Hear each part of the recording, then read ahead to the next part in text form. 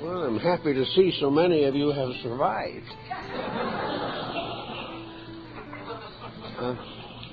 We have an interesting subject this morning that comes down to the daily living of the things we believe. I've often heard people give very eloquent discussions on principles and ideals, but many of them are still in trouble themselves. They are unable to escape from habit patterns and from the traditional backgrounds from which we have all come in one way or another. I suppose that the present generation is one of the most complicated in the history of humanity. Not only is it complicated because of the rapid advancements in various fields of scientific progress, but it is complicated by a general revolution against tradition. Most people are blaming tradition for the conditions that they are in today. They feel that in some way we were prevented from growing in the very early years of our culture. Actually, however, most of the traditions which have survived have some foundation in facts. And facts do not change easily or readily or quickly. And our general background of tradition is essentially idealistic. This means that a percentage of people had strong convictions and lived by them or tried to. This does not mean that all nations were contrite and honorable. It does not follow that all people have ever united in any constructive enterprise. But there was an undercurrent, a foundation of integrities, which this foundation is, at this time especially, unpleasant to contemplate. We do not want to reestablish the foundations of survival. We do not believe any longer in the golden rule. We talk about it, we write about it, but when it comes in conflict with personal interests, we forget the traditional integrity that is at the basis of our civilization. Nearly every great teacher of the past has brought us a traditional integrity. They have all done their best to call to our attention the realities of values. In most instances, some listened to them. In many cases, they were persecuted and martyred. But out of it all came a lingering stream of ideals that simply refused to die. And these ideals were the integrities upon which modern life has been built. But integrities often interfere with selfishness. They interfere with being exactly as free as we want to be. We were willing to fight and struggle desperately to get physical freedom, and most persons have achieved a considerable degree of it. But this personal freedom has not been brought under the censorship of integrities. We feel that we can do anything we want to, but we do not curb, integrate, or educate the desire structure within ourselves. So today, we are confronted by a complicated situation that is disturbing and frightening millions of human beings. According to some late statistics which we have received, the world this year has increased its population by 82 million. Looking forward into the future at a situation of this kind is very disturbing, because every year where populations increase, sacrifices must be made in order to maintain this increased population. Each individual has to work a little harder, gain a little less, give a little more, and be more patient than he ever was before. he is also going to find continual encroachments upon all the materialistic values that he has become accustomed to. The greater the population, the more each individual must give up personal ambitions. If he does not, the entire structure will fall apart. Everyone today is a little bit disturbed, some very much disturbed, by the complete collapse of our social system as we know it, the failure of our political system, the disabilities of our economic structure, and the continual danger to the personal life of the individual. So out of this comes anxiety, a continually increasing negative approach to circumstances. Today there are probably more worriers than ever before in history. Of course, this is partly due to the fact there are more people than ever before in history. But the percentage of worriers is increasing every day. There's hardly a day go by in which individuals do not come face to face with what to them is solid proof of the failure of their system of life. This is something that is bound to cause anxiety. But we have to also realize that these happenings are not accidents. The problems we face are the problems we have caused. And the fact that they were caused by our ancestors and that we may leave them to our descendants, these do not alter the basic fact that man is the cause of his own trouble. Trying to work with this situation tells us very simply that the only cure for the problems that man causes is that man stop causing them. He must in some way change his own approach to existence. Of course, the first thing that comes to mind with this idea is that we must elect someone to do this for us. We must appoint someone to think for us and to have the authority to help other people to see the light and at the same time leave our private interests alone. These must not be disturbed. So we have today a tremendous desire for some heroic personality. We would like to see the skies open and the Holy Trinity take flesh. As this is highly unlikely, we have still other problems and ways of approaching this situation. Admitting that we are living in the day of the great headache, the question is, what are we going to do about it? Are we just simply going to have one headache after another as long as we live? Now, headaches due to worry, anxiety, misunderstanding, misinterpretation, antagonisms of all kinds, these headaches, unfortunately, do not stay in the head. They come out into other areas of our lives. This headache that we have, this grand head problem that worries us, is affecting every aspect of society. The worrier is already on the way toward being sick. Now, if worry was what was intended, it would be unlikely that it would cause illness and be destructive to the human being. We must therefore assume that worry is not the answer. Worry is only a means of complicating the difficulty. So the problem of going around worrying, fretting, stewing, fearing everything that happens, mistrusting everyone, and in a state of perpetual criticism, this apparently is not the answer. The proof of that is that it is solving nothing and making us sick. Therefore, we should begin to think in terms of how to act so that we will not be sick.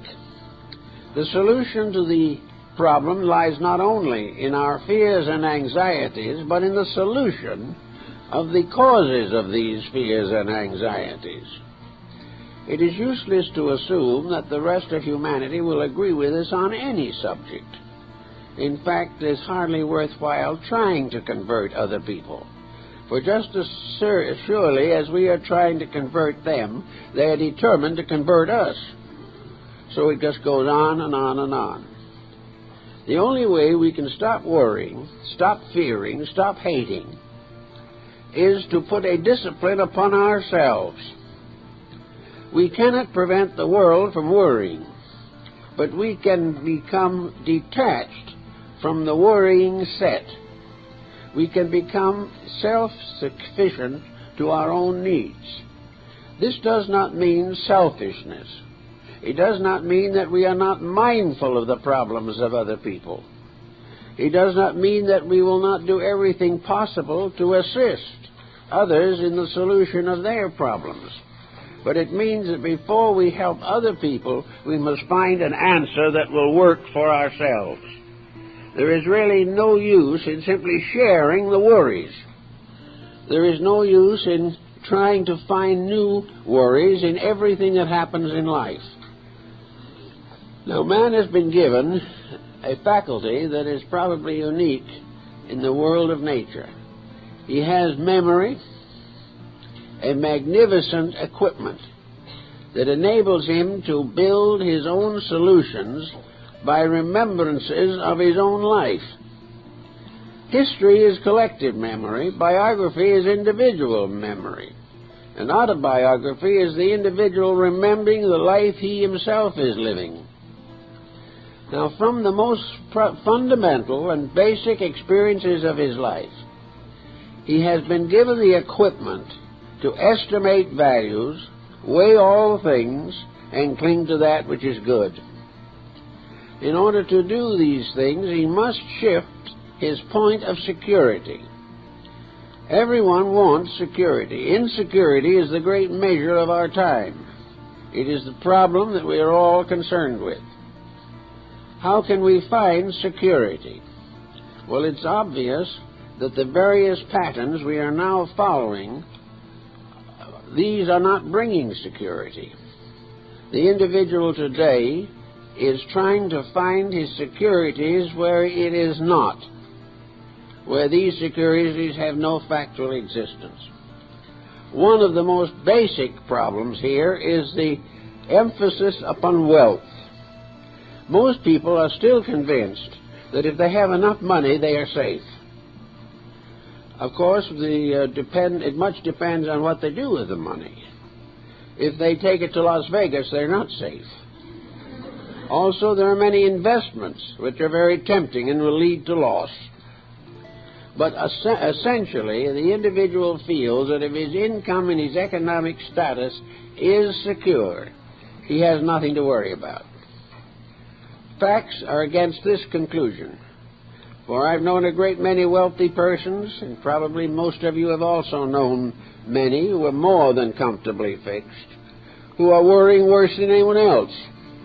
They're worrying because their wealth has been destroying their children, breaking down their homes, and making themselves sick. So physical securities are not the answer. Physical security is good if it's available. But as a goal, as an answer to the eternal problem, it is a failure. In the first place, there is no way in which everyone can be rich. And as long as there are various levels of finance, there will be conflict. So money is not the answer to our problem of security. The next possibility seems to be intelligence. Can we, by some means or other, think our way out of this dilemma? Can the mind solve it? Well, the mind has been producing solutions since the dawn of time. But these solutions are interesting, fascinating, very tempting, and can completely take over the life of a person. But these solutions are not solutions. All the mentality that we've had in the world up to the present time has been unable to cope with war, with crime, or with poverty.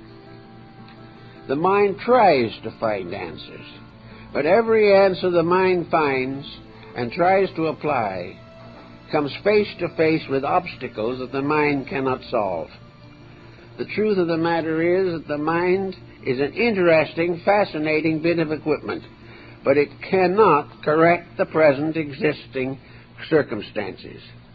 Now, the mind has given us a wide area of sciences and philosophies with which to cope with life.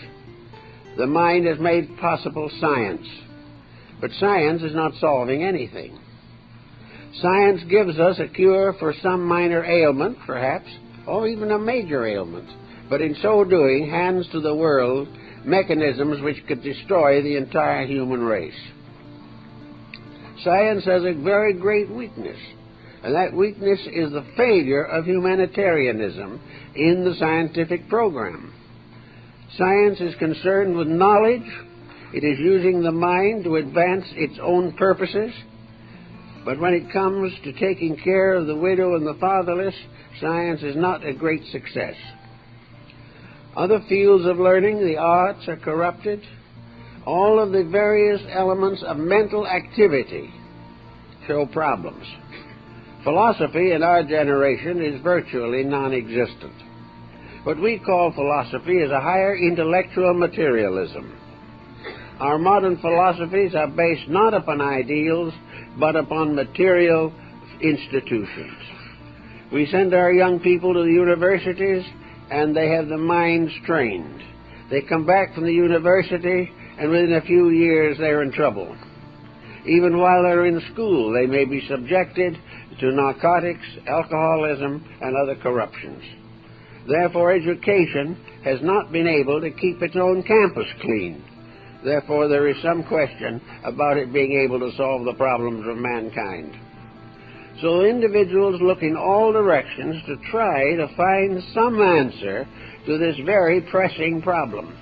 This mass of problems arising from something that must have a solution in the individual. Man will never be confronted with a problem he cannot solve. But he may be confronted with problems he will not solve because the solutions are inconvenient. Therefore, we can come now to the next issue in the problem.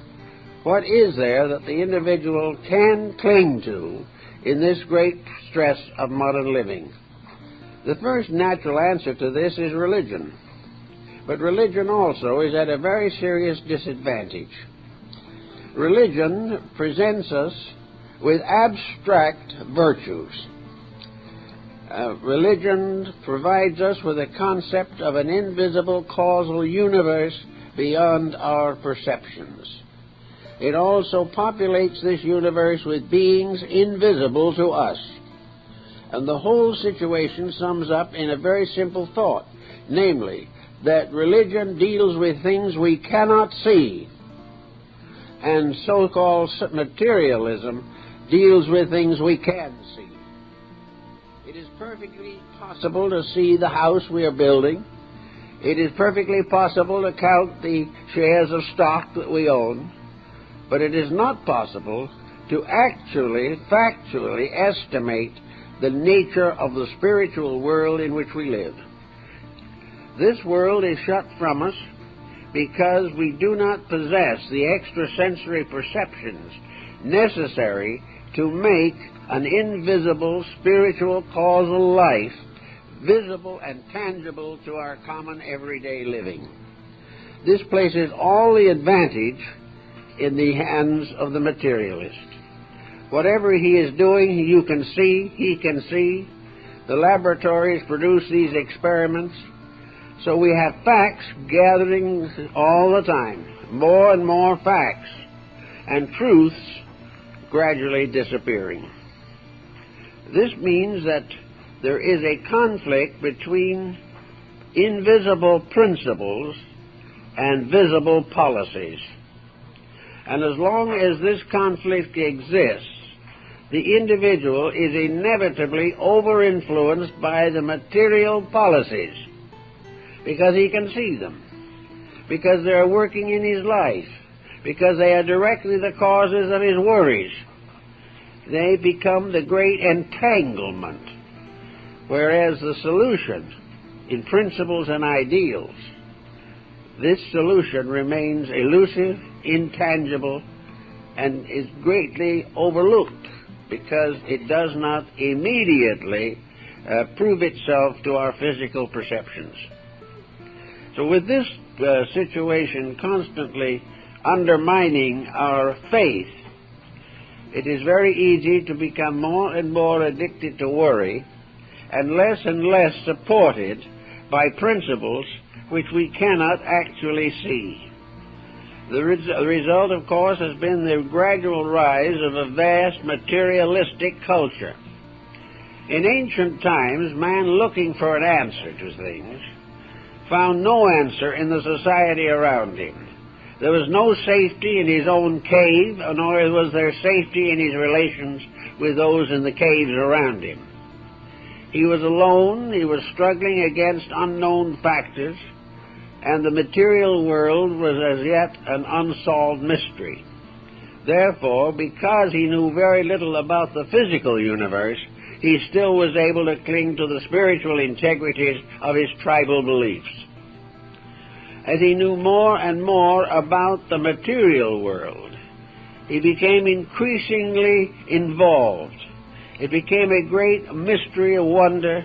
It became a challenge, and little by little attention was focused upon physical circumstances and the possibility of altering them, the possibility of taking your neighbor's cave and adding it to yours, the possibility of accumulating wealth or taking it away from someone else who had accumulated it.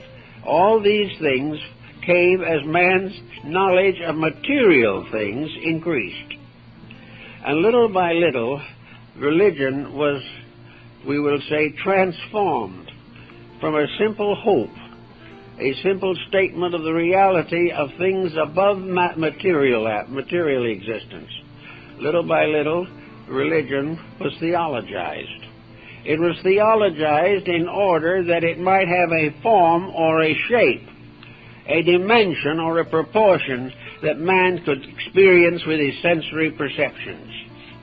He could not understand the magnificent divine universal house, the magnificent universe, which was the symbol of the divine power.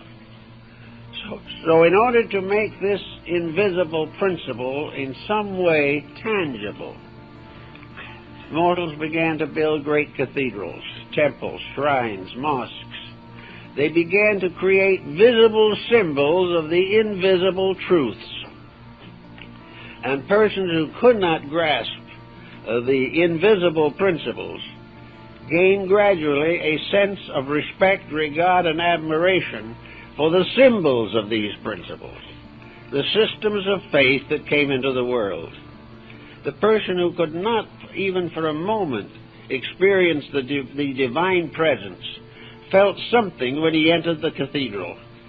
He found himself in the midst of a great beauty, a tremendous elevation of concept and consciousness. He found himself surrounded by symbols of holy living and holy thinking. And gradually these symbols brought him to his knees. He became willing to accept the invisible in the symbols which it had projected from itself, and which man had fashioned as a means of protecting the worship of the deity which was his hope of salvation. So by degrees, religion became embodied. It took upon itself the shape and proportion of the world in which it functioned. As one great philosopher of the past said, there is but one God, but he has been worshipped under 72 names. Now the 72 names began to get us into trouble also, because people began to believe that each name represented a different belief, where the differences were largely those of language and grammar. And actually, the same ideal abstract concept of deity was present in all religions. The important point is that gradually the world was filled with sanctuaries of faith. Some still stand, others are ruined. Some more will be built. On and on, a certain type of human being will gain the strength of worship by beholding the houses of his deities, beholding the works of other pious people as these works are exemplified in the stained glass windows and the mighty arches and spans of cathedrals, churches, and temples.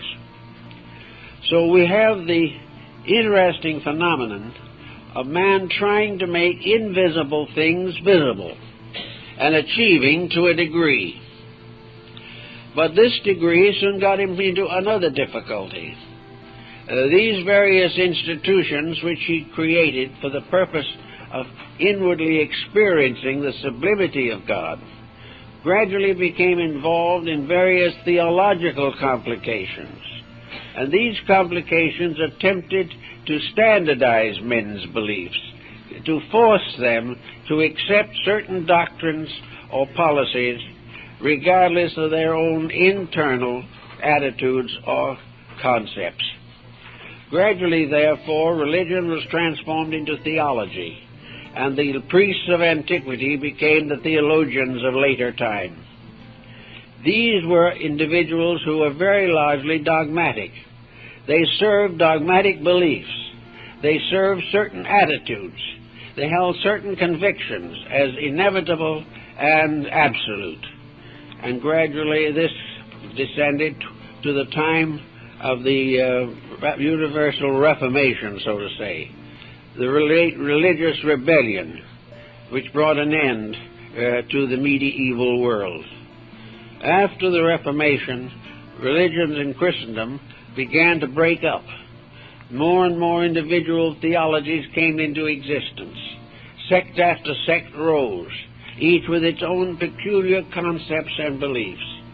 And these sects ever since have been locked, to a great degree at least, in an intense competitiveness, an infinite belief that they are right and that therefore others must bend to them. Well, this goes on until another something came along, and that was what we call the Age of Enlightenment, the Age of Humanism. It was then gradually obvious that the public was resenting the dogmatics of theology and was therefore striving to liberate itself from the arbitrary doctrines which were supported only by theological institutions.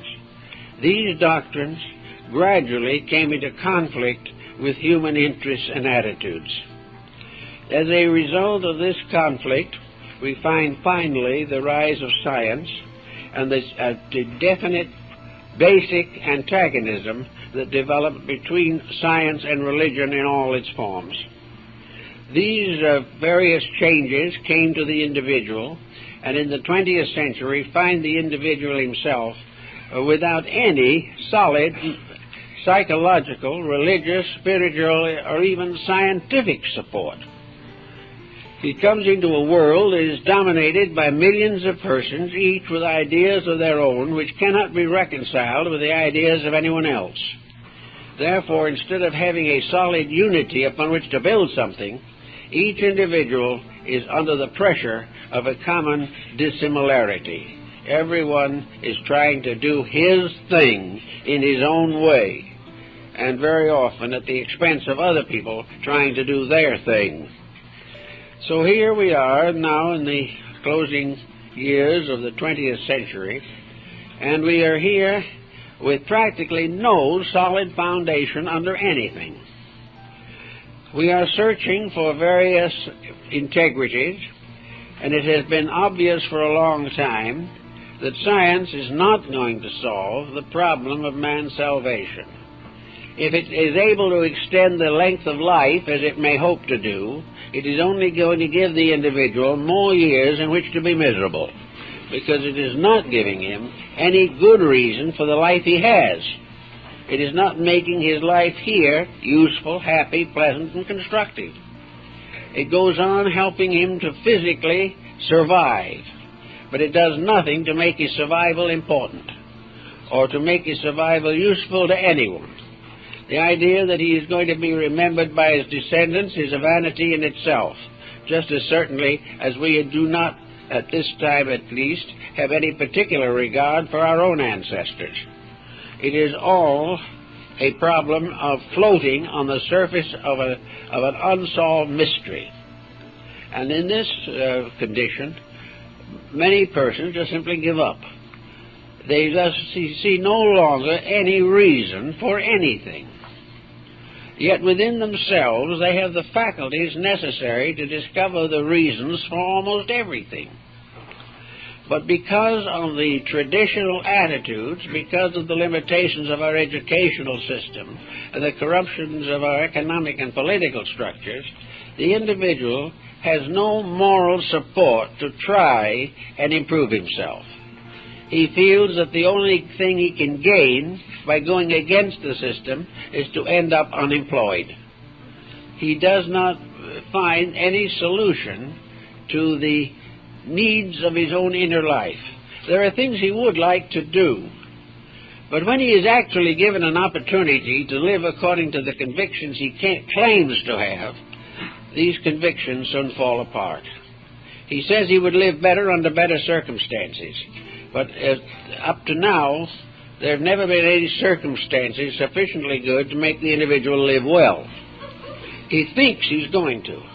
He thinks if his worries are taken from him, he'll be happy. So he has some of them taken from him, and now he's worrying because he hasn't got the worries. That's frightening him. He thinks he must be failing in some way if he doesn't realize the seriousness of the situation.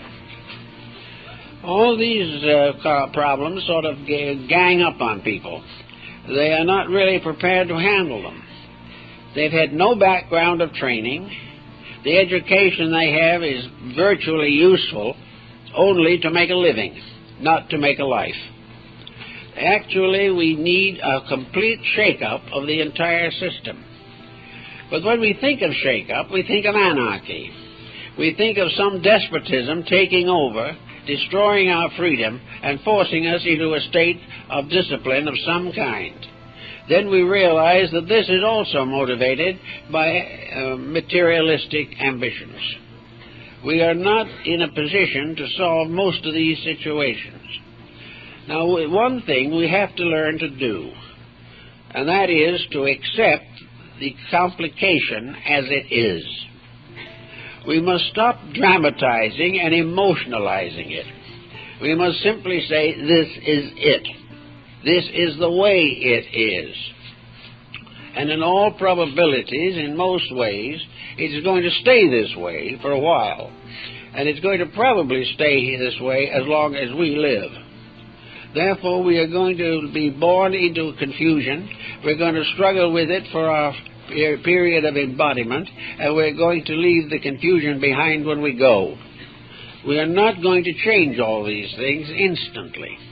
No matter how hard we try, we have our troubles in common, but our solutions must be individual. The only way we can face this complex is to gradually work out in ourselves an explanation of it, a reason for it, that is sufficiently strong to enable us to live reasonably well and at the same time have a strong living realization of spiritual integrities. Now this sounds like a very difficult thing. But after all, this world in which we live is an amphitheater of natural phenomena. We are here in a world in which everything is lawful or unlawful. Everything is catalogued, classified, and controlled. While we cannot, for the moment perhaps, see the hand of God in the things that happen, we do know that there are universal laws that are immutable. We also know that in nature there are principles which prove beyond any doubt that a universal system does exist, and that this system has the means, the knowledge, the consciousness, the reality to survive all of man's difficulties and also to transcend man's intentions to destroy the system of which he is a part. This system cannot be destroyed by man. This problem having been more or less sensed, as we have to sense it, we then can say to ourselves, we're in a mess. Why? How are we going to get out of this mess? How are we going to achieve the things that are necessary? Are we going to achieve it by becoming completely discouraged and becoming alcoholics? Are we going to get any solution to anything by narcotics? Are we going to make our world better for ourselves and other people by simply walking out into the wilderness somewhere and leaving everything else behind? Can we fulfill our destiny by taking holy orders and vanishing into a religious retreat? Can we actually accomplish anything by walking up and down the street with a banner condemning other people? We have all these attitudes, but none of them actually does anything to solve the problems of our lives. Today we have more groups that are in activistic relationships with others, that are constantly parading, that are constantly objecting, and yet out of it all comes nothing but a great headache. Why? Because this is not the answer. It is not the way we were intended to do it. Until we get down to facts and realize what is necessary, there will be no answer. And when we get to the point where we appreciate the answer, we realize that all the misery we've had was well worthwhile. That it was the only way that nature could educate a wayward creation. That it's the only way that nature can bring back the prodigal children that it fashioned into realization of its wisdom and its love, is to allow these children to get into problems they cannot endure any longer, and to discover for once and for all that they cannot solve problems that are greater than themselves. If this begins to sort of trickle into our consciousness, then we begin to have the foundation, not a final solution, but a foundation that will enable us to live the days of our years in a comparative state of acceptance. Not an acceptance of the way things are now, but an acceptance of the necessity that mankind must pass through certain experiences to outgrow his own ignorance. The individual, therefore, can reach a point in which he can live from day to day, observing, reflecting, thinking, feeling, studying, doing everything he possibly can to understand the reason for the situations as they are now. And if he becomes more and more concerned in finding reasons, he will gradually rescue his mental and emotional complex from futility, from the belief that everything is wrong, that there's no solution to anything, and that he was born simply to suffer and die. He does not have to have these negative thoughts. What he has to do, instead of giving up in despair, is accepting the challenge of personal change. He must make certain adjustments in himself. He must gradually release his energies from despair and despondency and focus them upon the understanding of life, the understanding of the way things must be and the way they should be, and the way they will be, regardless of what man does. If we can get to understand, therefore, that we are being disciplined, that the individual is being encouraged to correct his own mistakes and stop making other similar mistakes, he will then perhaps have more energy for solution. There's a lot of work to be done in this world. There is a great need of united effort, but nearly always despondency, neurosis, pessimism, all of these negative attitudes impoverish the resources of the person himself. When he finally centers his mind upon futility, he will find it everywhere. He will become more and more futile in everything that he does. He will become discouraged. He will believe firmly that this world is of no value, and if he gets despondent enough, he may even contemplate suicide. But with all this contemplation and all this negation, nothing has been accomplished except the disintegration of a personal existence. Taking this point as a basis, then, of something to do that is a different point of activity, the individual should begin to try to observe the working of universal law in the various occurrences of his life. He must begin to see reasons for things which he now regards as merely miseries. He must begin to realize that he lives in a world of lawful procedures and that he must abide by them. Now, on some levels, we're beginning to get a little wiser, but up as to now, it hasn't been considered a general improvement. One of the fields in which we seem to be getting a little smarter, at least, is nutrition.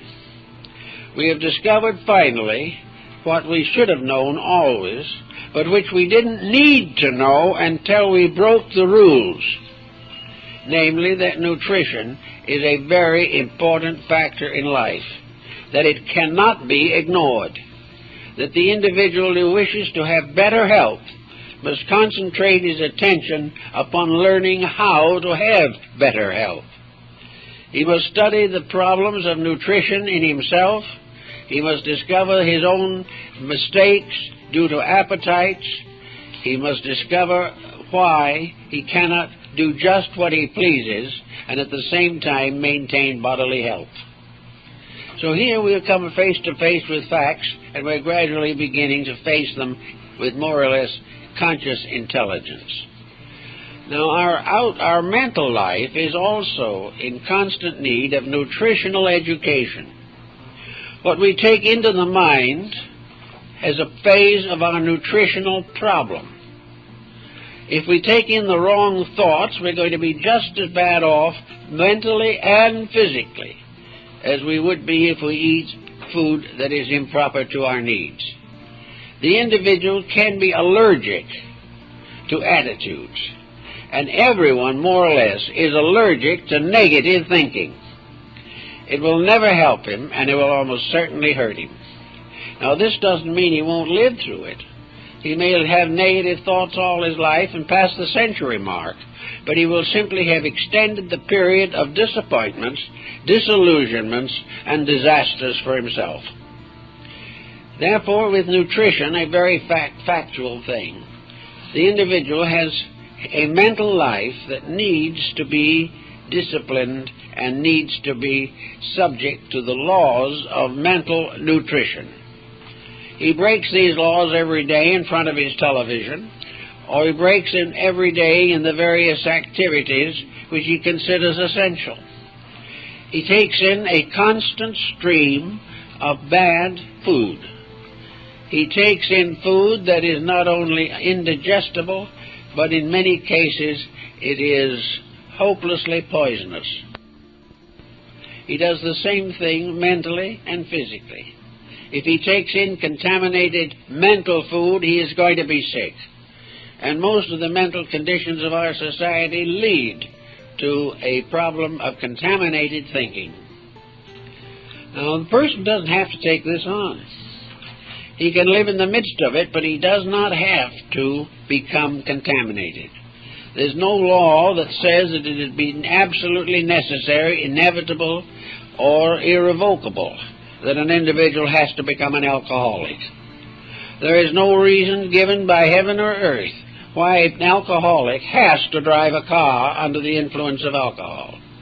These are things we do ourselves, and our worries are just as futile and useless as these other habits. We have no law that says we have to be frightened. We have no law that says that we have to have a world that does what we please it to do, or otherwise we will be miserable. There is no law that says we have to be happily married or have pleasant relatives or obedient children. These factors do not exist as inevitable necessities. Therefore, we cannot resent or reject the opposite when it comes along. But every one of these relationships has lessons. Everything has something to learn. We are not only indebted to our families for a great deal of valuable knowledge, but our children are indebted to us for inevitable truths. All these things are common necessities of life. We can reject them. We can allow prejudice and criticism and condemnation to destroy all of the integrities of relationships, But this is not because it is necessary. It is because we have chosen to do it that way. We have had our personal conceits rebuked in some way, and we can never forgive the person who did it. Our relatives do not do what we expect them to, therefore we won't speak to them again. It all lies in our own situation. None of the problems that face us in our personal lives can remain completely unchanged if we determine to change them. There are responsibilities which we may not be able to dispose of, but we can transmute them into opportunities. We can do anything we want with the problems of the day if we will place inside of ourselves a measuring rod, a ruler, by means of which we can measure the things that happen in daily life. One of the situations that we all have to face today is unemployment and all of the relations to it.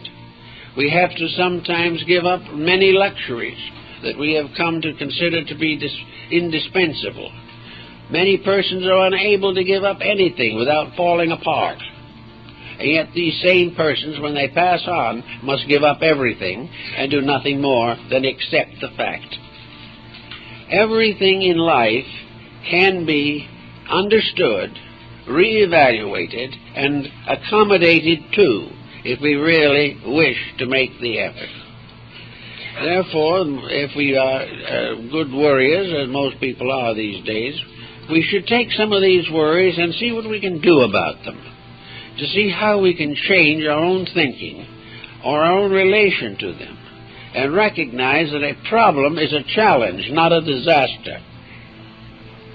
Now, we cannot always solve a problem, but the moment we come against a problem we can't solve, this is highly educational in itself. The fact that we can't solve some common human problem may just be a proof of that we are not infallible, which is a discouraging discovery to make, because we wish to assume that whatever is necessary, we know it. Whatever we should be doing, we do it. And to suddenly wake up and find that we are not getting anywhere with our own infallibility can be one of the most important lessons that we will ever learn in this world. It suddenly gives us the opportunity to recognize that what we consider to be the proof of our wisdom is merely perhaps only the pressure of our own egos determining what we're going to do. So we can begin to find out, for instance, that our advice isn't always good. If our advice isn't good, why? Is it because we have had no opportunity to learn? Is it that our own lives have been so instituted that we are giving advice based entirely upon personal experience? What is the reason why our advice is worthless?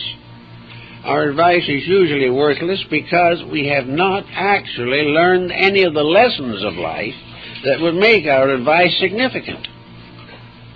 The individual who has suffered much and come through it can give advice. The individual who has suffered little and is sorry for himself all his life has very little to contribute to human problems. So it's a matter of gradually gaining an integration within yourself. And this integration begins with one basic conviction, that the universe is right. The things that happen because they must happen. And they must happen because the law of cause and effect is immutable.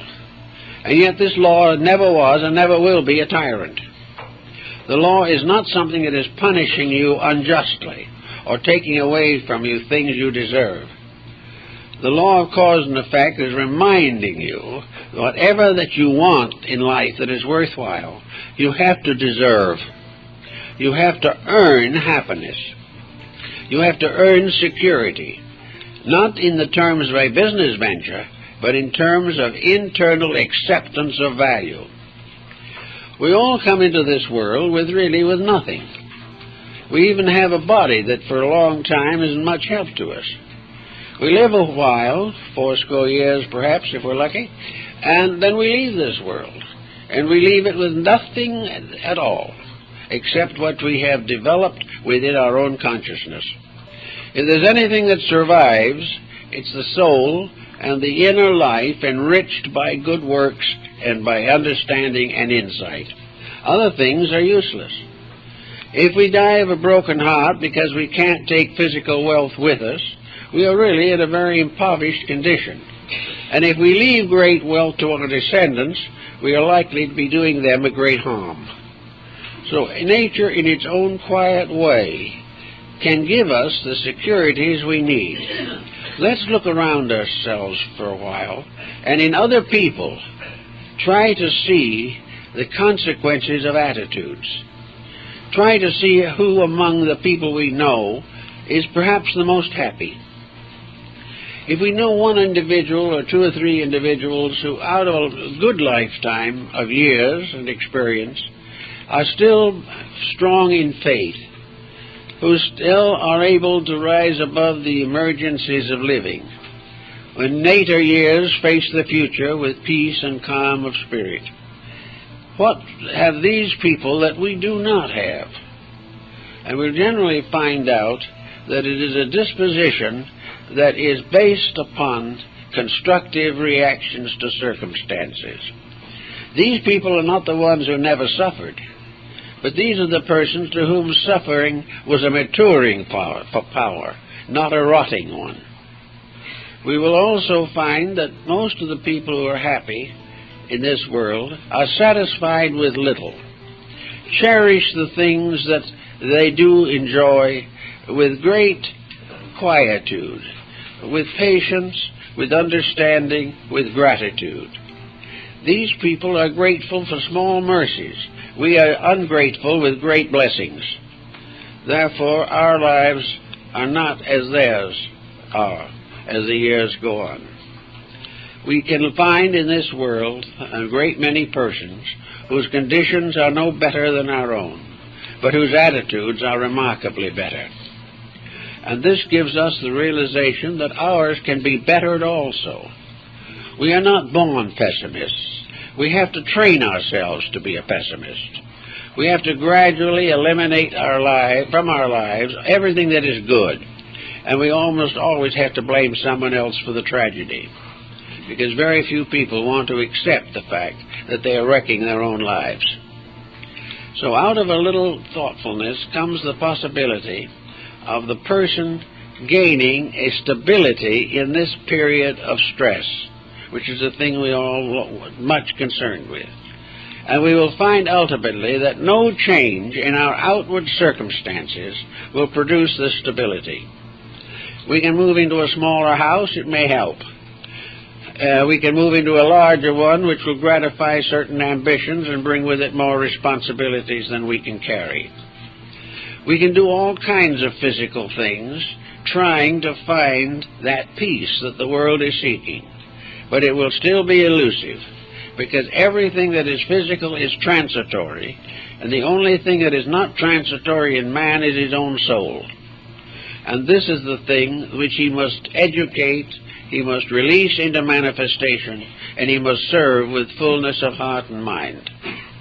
So if you finally decide to do something about it, begin the cultivation of constructive living and thinking. Let the mind be concerned with something that is not worldly. Now, many things have come along that people have found to be very helpful in the steadying of their emotional lives. Service to other people is a tremendously remedying factor. To forget our own needs, our own wishes, our own desires, to help persons less fortunate than ourselves, has one great virtue. It takes our minds off of ourselves, and it is the individual with his mind locked on himself who is in the deepest trouble. Then there are all kinds of constructive attitudes. The individual can begin educating his life. And in most persons, the education of his life will involve and must involve some religious insights. Now, religion is a very personal thing. Religion is a relationship between the individual and the divine power behind and within himself. When it is viewed this way, it is called mysticism. For mysticism is the belief in the immediate possibility of direct contact with the divine. It does not require intermediaries. It does not require that the individual follow the concepts or traditions of other persons. It means that through the natural expression of internal integrities, the individual penetrates into the core of himself and receives virtue and refreshment from that power which lies at the root of his own nature. This means, of course, that the calming of the mind is of the greatest importance.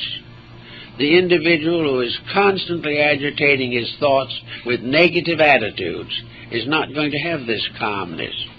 But quietude, which was, of course, the basic religious concept of what were called the Quietists, which included the Friends and the Quakers and a number of Oriental sects, this quietude is an expression of the term, "Be still and know that I am God." Instead of worrying, the stillness helps. Stillness is not an escape from worry. It is an internal realization that there is something deeper, more valuable, more useful, and more beneficial than worrying. It is worrying that is locking us away from our own inner lives. All the criticism and condemnation and irritation, no matter how much we believe it to be deserved, is simply cutting out our own internal experience. The more we fix upon outside problems, the less time and energy we have to release internal strength. So one of the simplest things that the worrier can try to do, if he is so minded, is to take on interests that break in on the worry pattern, doing things that are maybe not important physically, but are very important as release of understanding and insight. The studies of arts and crafts, the experience of doing things with the hands, these are very valuable to the person whose mind is troubled all the time.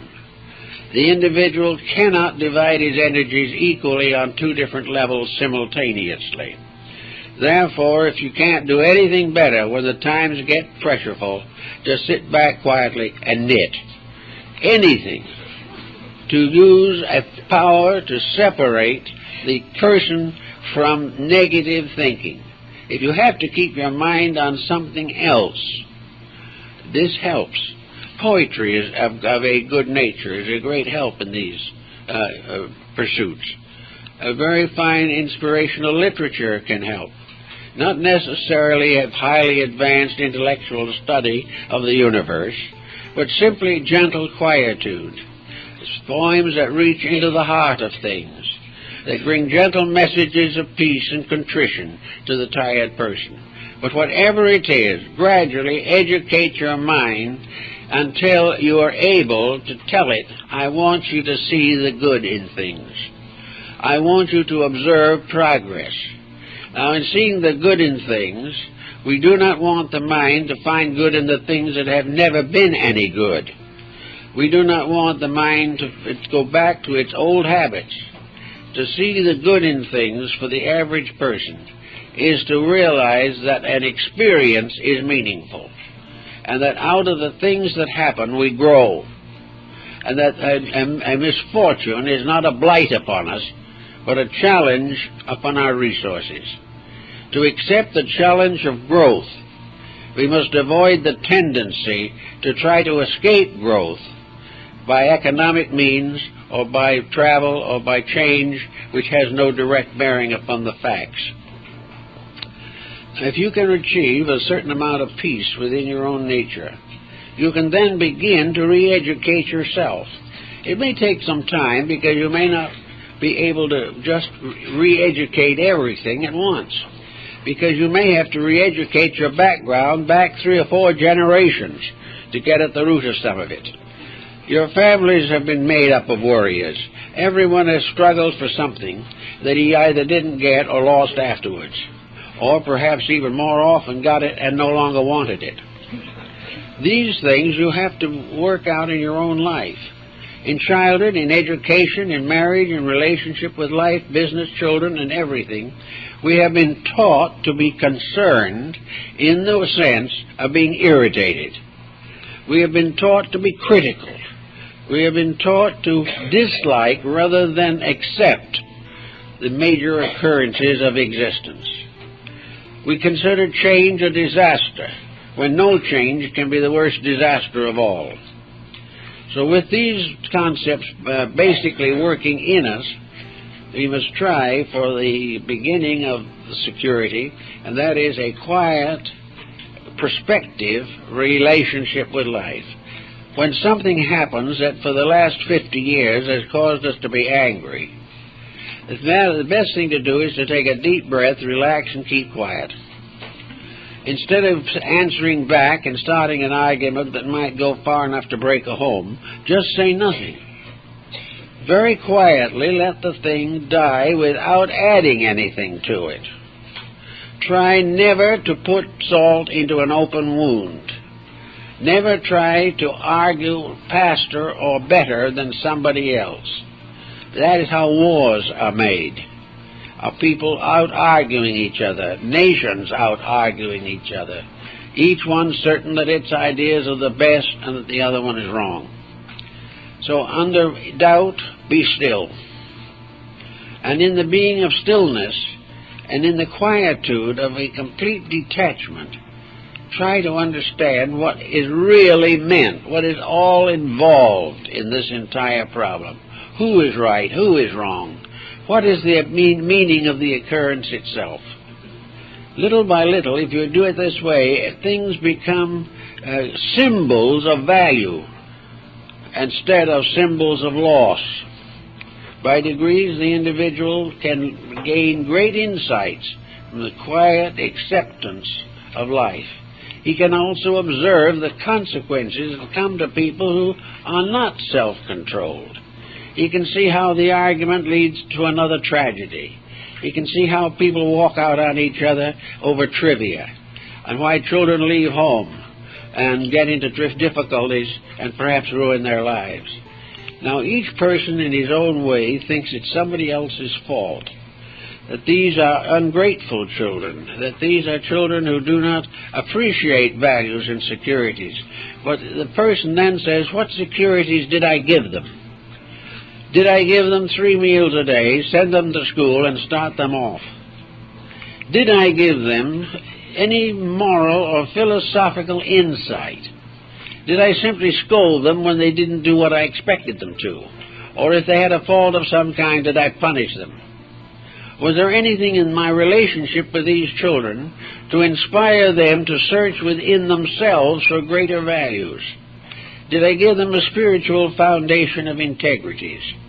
Did I prove to them through my own conduct that my security was based upon integrity?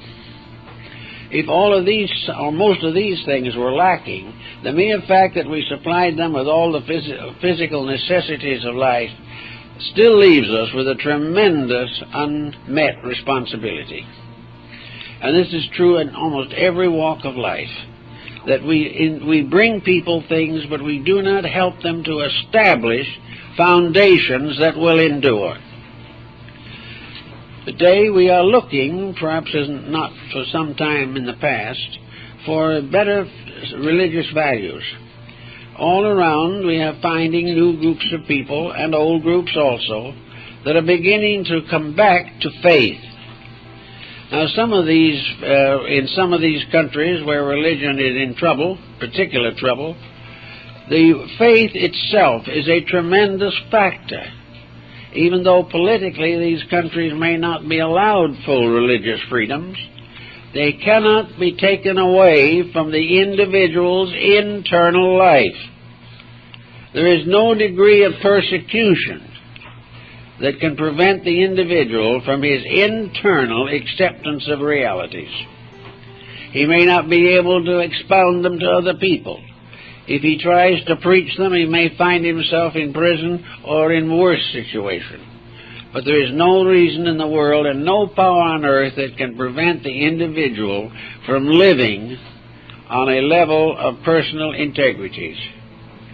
He can do whatever is the unpleasant task, but he can do it with an understanding of why, and that out of persecution, out of all of the difficulties that beset him, he is gaining the strength to stand above all of the problems that he has previously considered insurmountable.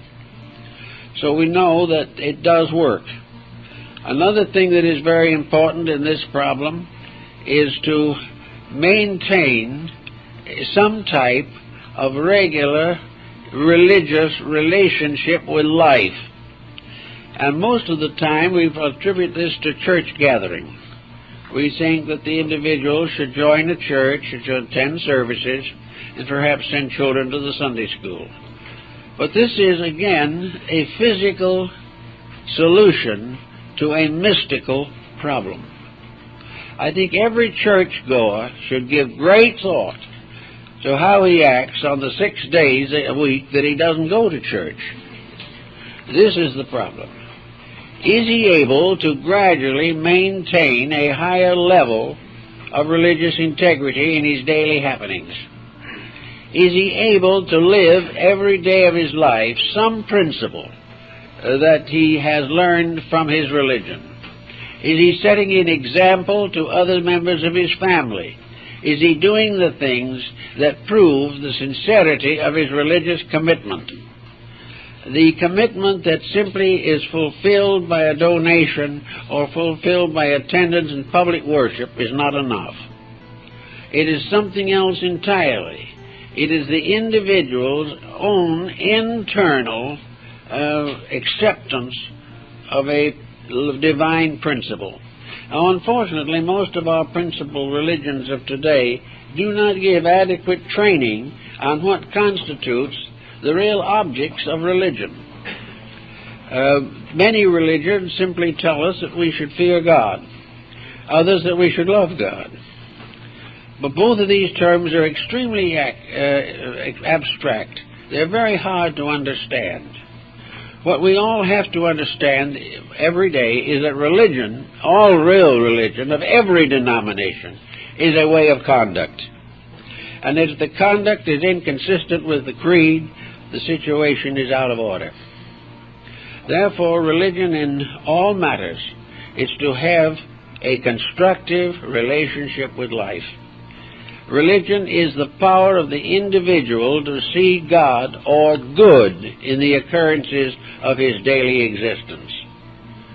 It is necessary for the person, if he is truly religious, to become very grateful for the privileges that are given to him in life, instead of constantly beseeching deity to take from him the proper responsibilities which are his own.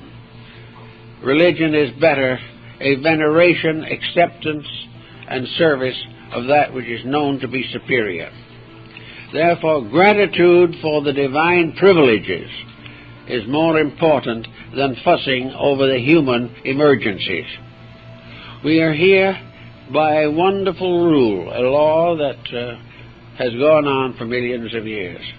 We are the product of life that has been unfolding for counted millennia. We are here because we are unfolding a divine spark within ourselves. Every noble, beautiful, and wonderful deed that we perform is part of a release of the eternal God within us.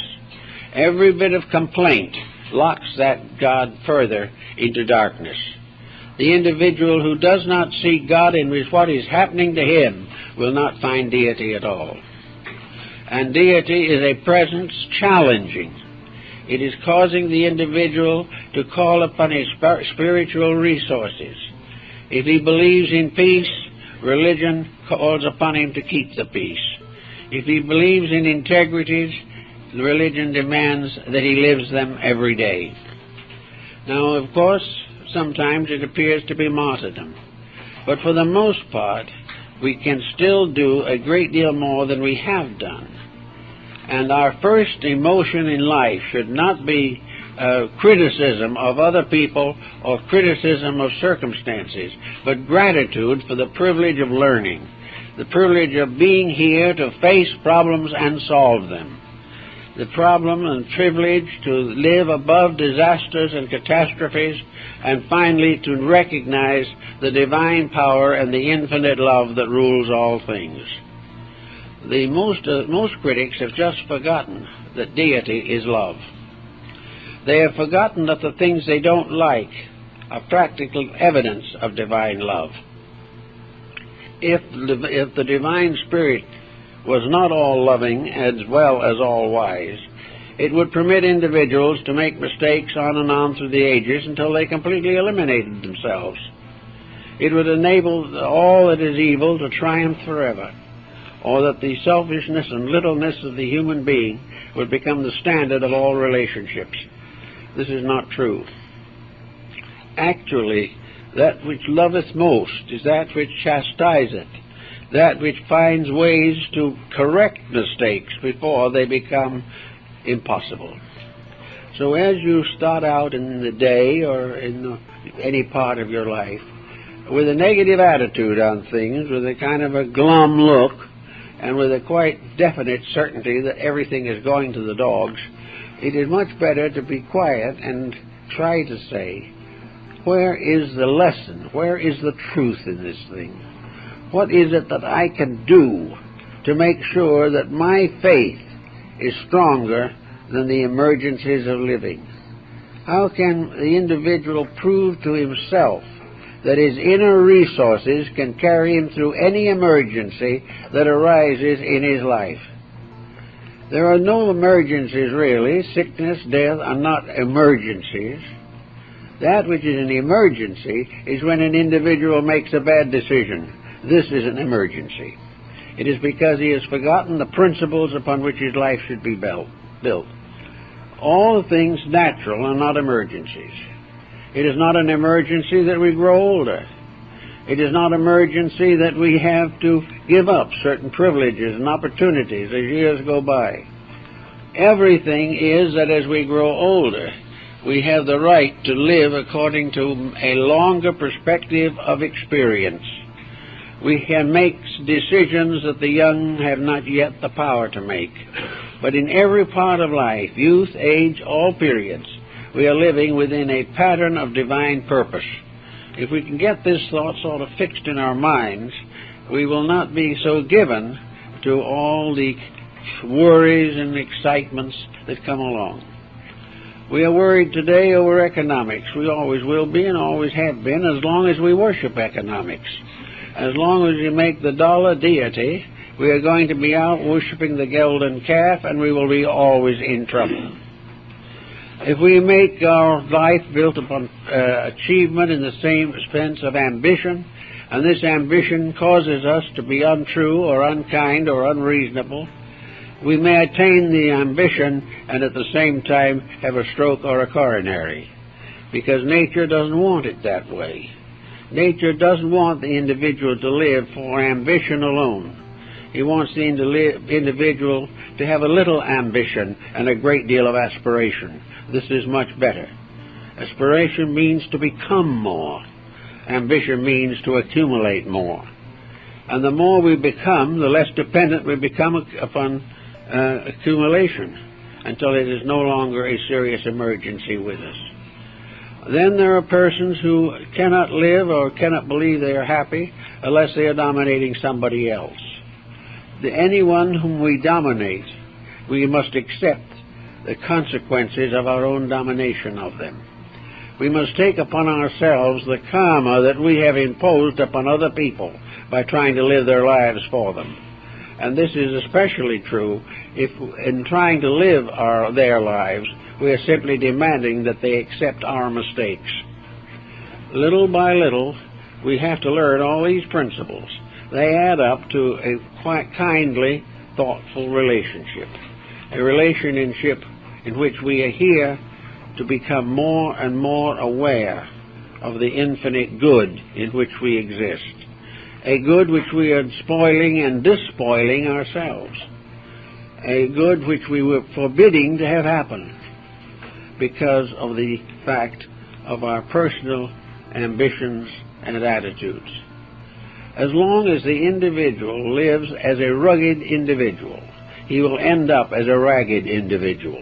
There is no other way. As long as we put a career ahead of everything else and consider success in terms of monopolistic achievements, we are breaking the rules.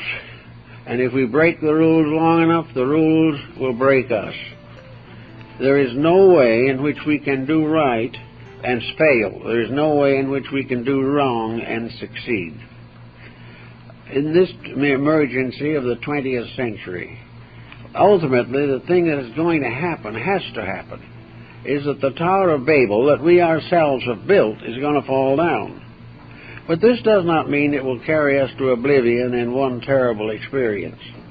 It simply means that the individual will be faced with restoring or reconstructing a world which he has destroyed or devastated by his own false attitudes. Suppose you have been an alcoholic for 20 years and suddenly decide to get over it. Now, it's going to take an awful lot of willpower to do it. It is also going to take considerable personal suffering, and it may be that you'll have to be hospitalized for some time to get rid of the pressure of this destructive habit. Now, a world, so to say, is an alcoholic, and that can be more literal than we might think, because alcoholism is a blight upon the whole surface of the earth. But also, alcoholism is a symbol of a way of life. It is a habit-forming symbol of man's selfishness. It is part of a grand pattern in which everything we have done, everything we have thought about, everything we have lived for, has been dominated by self-interest. It has been dominated not by the law of what we should do, but the law of what we want to do and will do regardless of consequences. The only part about it that's uncomfortable is the consequences. But they are there, and they always will be there, and no one will ever be able to get rid of them. So if we are in a bad habit, if our world for several thousand years has been doing it wrong, this will never for one moment change the fact that it is wrong. There's no possible way in which we can cultivate so many vices that any one or all of them can become virtues. The trouble stays the same. Nothing changes. No matter how much legislation we make, how many rules we make, or how many of our contemporaries make the same mistakes, the mistake is a mistake to infinity. It will never be changed. The only way to get over the mistake is to correct it. Now, with this type of thinking, we can sort of relax a little bit, I think. We can live from day to day trying to be what we were supposed to be. Kindly, well-intentioned, humanitarian persons, with as much mutual affection for each other as is possible for those who know very little about each other. But to kindliness and fraternity and cooperation, to a constant searching for something that is truly better, and realizing that the successful life is a life dedicated to service and not dedicated to accumulation. As we go along like that, we can smooth out a lot of this worry, fear, all this hatred, all this struggle, which means people come by the thousands to seek help from physicians, mentalists, psychiatrists, and all types of healers, simply because they cannot live with themselves. They have allowed their personal feelings to make them so sick that they are on the verge of a complete psychological disintegration. Now, there's nothing out of those people except their own minds. If they can change their attitudes and their thinking, they can be just as happy as they are now miserable. They can be much wiser also, because they will discover that the causes of misery are their own mistakes. If they stop making the mistakes, they will be happy. Not happy maybe in the sense of riotous living, not happy in the sense of going out and expending fortunes on luxuries, but happy in a quiet, peaceful relationship with self. A happiness which is the happiness of the normal person, regardless of his economic estate.